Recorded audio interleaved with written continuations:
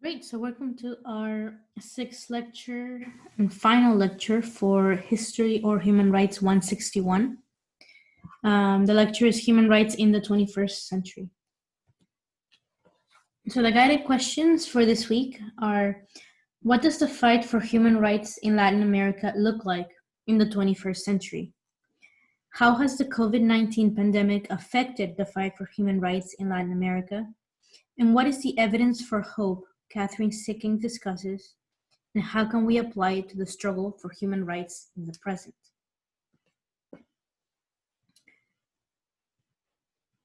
So historian Greg Grandin concludes that in Latin America's 20th century, mass mobilization and participatory democracy were transformed through populist and socialist governments, providing a lasting legacy of mobilization.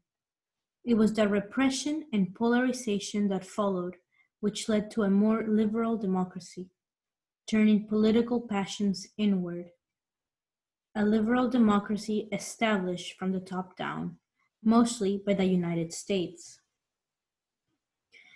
In this excerpt, Grandin is alluding to the post-Cold War world order, in which the United States won over communism and the left retreated, or so they thought. The end of the Cold War, in the case of Latin America, opened a space for the left in politics, which was due to the relief from tensions of a polarized world.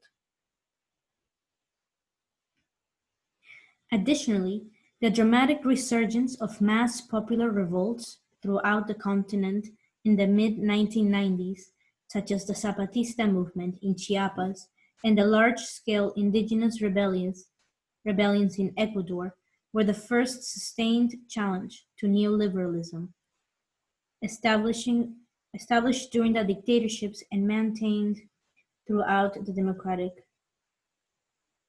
transitions. By the turn of the century, popular movements returned with new vigor, and the neoliberal policies that had once reigned supreme were now being delegitimized. The new wave of mass mobilizations against neoliberalism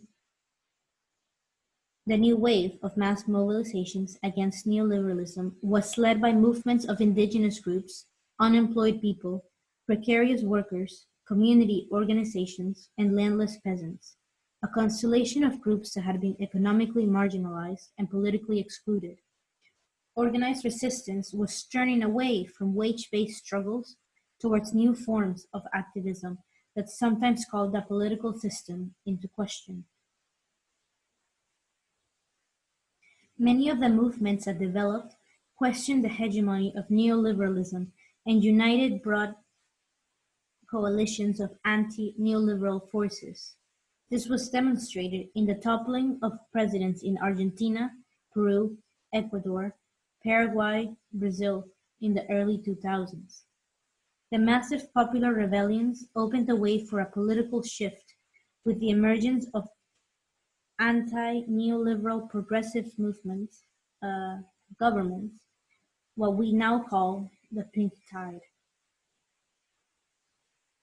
Pink Tide leaders were often charismatic, such as Hugo Chavez, Evo Morales, Lula da Silva, and Nestor Kirchner. They were prone to bold pronouncements challenging capitalism and imperialism. Now, we should not view the Pink Tide as a homogeneous group, but they had similarities. Their governments turned to state-centric strategies for change, and did not follow one single model. These governments were driven from below as well as from above. The electoral success of the left-wing governments meant social movements had to readjust and clarify their strategy. Progressive governments came into office promising redistributive measures, but also challenged sustained mass mobilization. So why should the masses now protest the movements and governments of the people?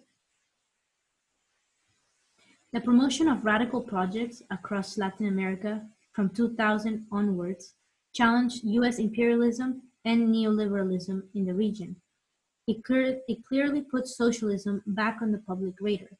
but it also demonstrated how difficult it is to build popular power for advancing and sustaining challenges to capitalism within the constraints of liberal democracy.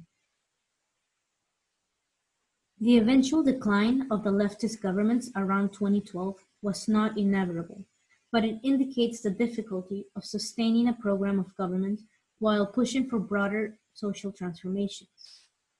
The shift from the pink-tide governments to right-wing populists can be understood as a response to the expansion of participatory democracy, meaning that the enfranchisement and inclusion of popular sectors threaten the status quo to the point of needing interventions.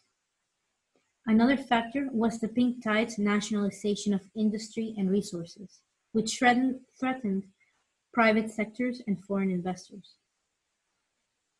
The new power shift in Latin America once again prompted a change of strategy for social movements, adapting to new political circumstances.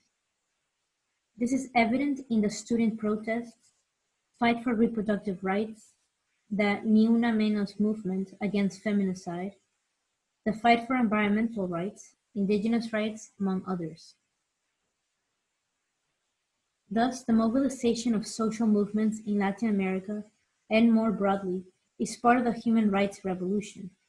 The end of authoritarian regimes did not signify an end for the fight for human rights, and the fight for accountability is not the sole driving force of contemporary human rights movements in Latin America.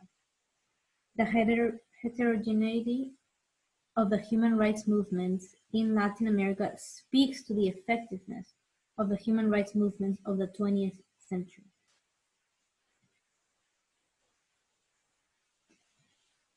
At moments of political and power shift, such as the elections of Jair Bolsonaro in Brazil and Donald Trump in the US, it is easy to feel hopeless and cynical regarding the capacity for social change.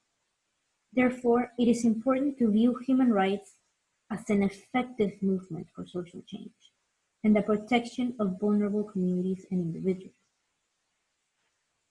Catherine Sicking proposes an empirical comparison to measure the effectiveness of human rights. In the comparison, she says, we look at how state and non-state behavior has changed in comparison to earlier practices or to situations in different countries or regions, looking at human rights issue by issue, for it is impossible to make accurate general statements. Sicking proposes looking at human rights as progress.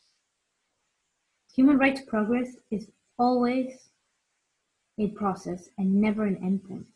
Moreover, it is a process that can be reversed, that has often been reversed. Vigilance is necessary to sustain human rights progress and prevent retrogression.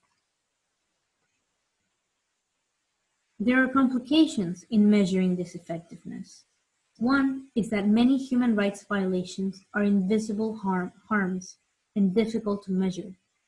Sicking argues that, quote, human rights movements are devoted to shining light on invisible harms and bringing them to global attention. Paradoxically, the very success of human rights movements in increasing information and awareness can be used as evidence that human rights law and activism does not work, based on continuing abuses. End quote. Another complication is that human rights movements are dedicated to raising the bar of what constitutes a human rights violation, creating a changing standard of accountability. And that is perhaps her biggest argument. So human rights as a moving target, with its definition constantly being expanded through the ongoing work of activists and institutions. This is one of the most impressive aspects of rights, yet also causes the greatest measurement problems. Sicking concludes that human rights progress was never spontaneous, nor was it a result of the national evolution of law or global culture in the countries. Moreover, it did not flow from the West and its Enlightenment tradition to the rest of the world. At each step, delay had been rule, not exception. Therefore, As we try to understand human rights in the 21st century and human rights during the COVID-19 pandemic, we must keep in mind that the fight for human rights process is not steady or linear, but there is progress nonetheless.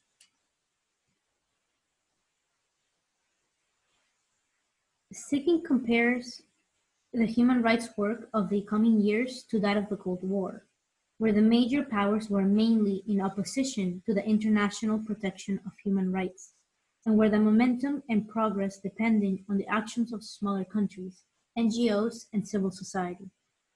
The difference is that in the 21st century, these small countries and activists have far more institutional resources at their disposal.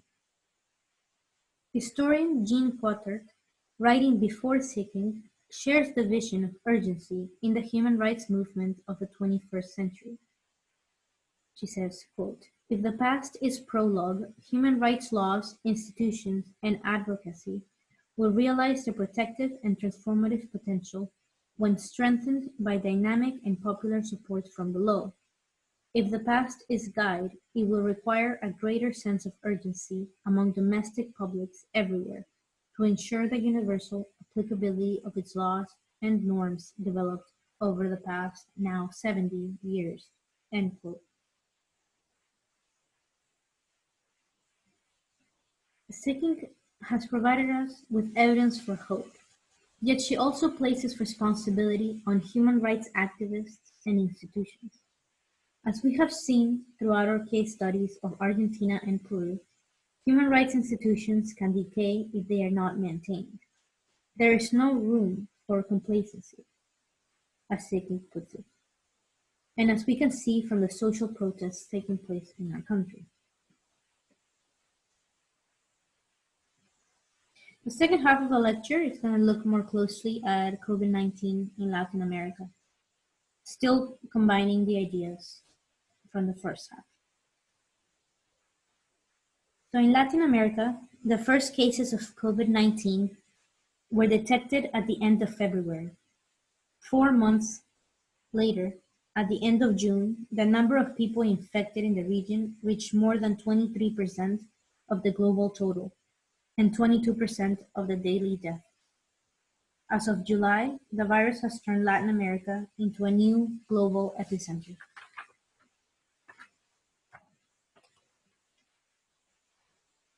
The pandemic has furthered a series of economic and social processes that were already underway before the virus emerged, and has put on display the resounding failure of neoliberal policies to effectively combat the health and social crisis. The pandemic is having serious consequences for democracy, equality, and human rights. In the case of Latin America, COVID-19 emerged at a time when people were already questioning the wave of neoliberal policies that had been developing in the region since 2015, from structural adjustment to privatization.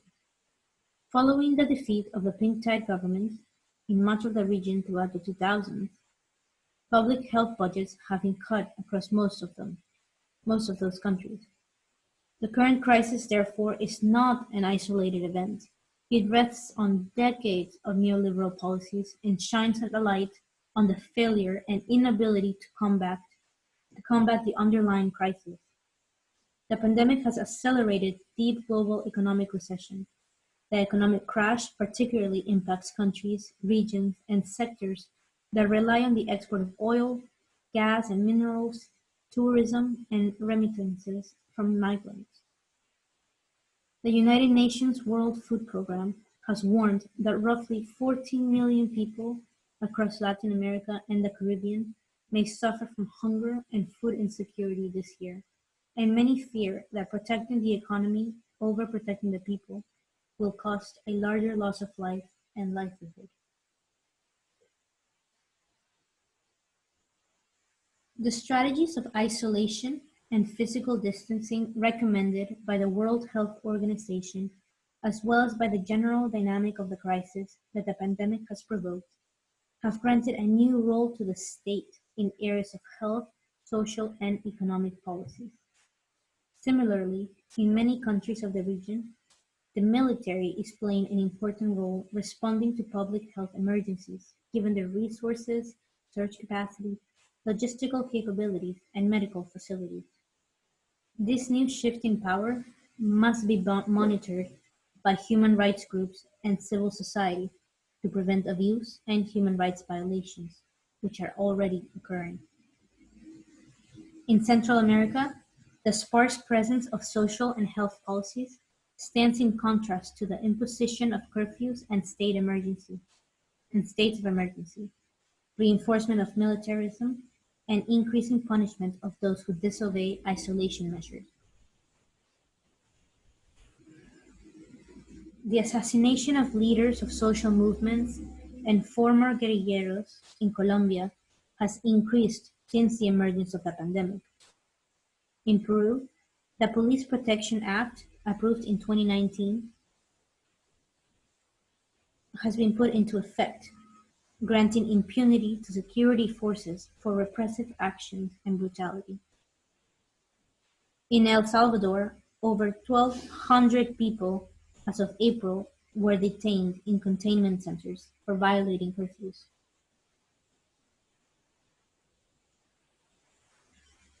The most dramatic example of authoritarian logic is the case of Bolivia.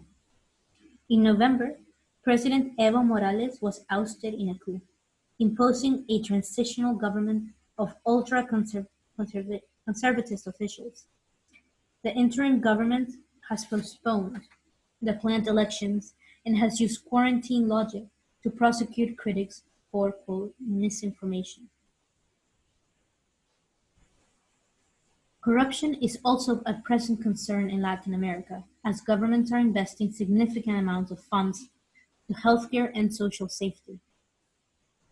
The spread of disinformation related to the pandemic is a particularly serious problem and concern.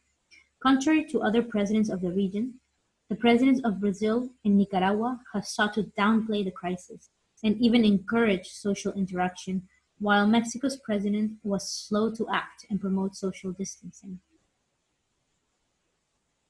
The shelter-in-place order also disproportionately affected low-income workers and those in the informal sectors of the economy, which accounts for 50% of employment in Latin America. Women have been disproportionately impacted, largely employed in this informal sector, which is hardest hit. Women are also taking on greater care demands at home, as well as being more exposed to increased violence in a region with high rates of gender-based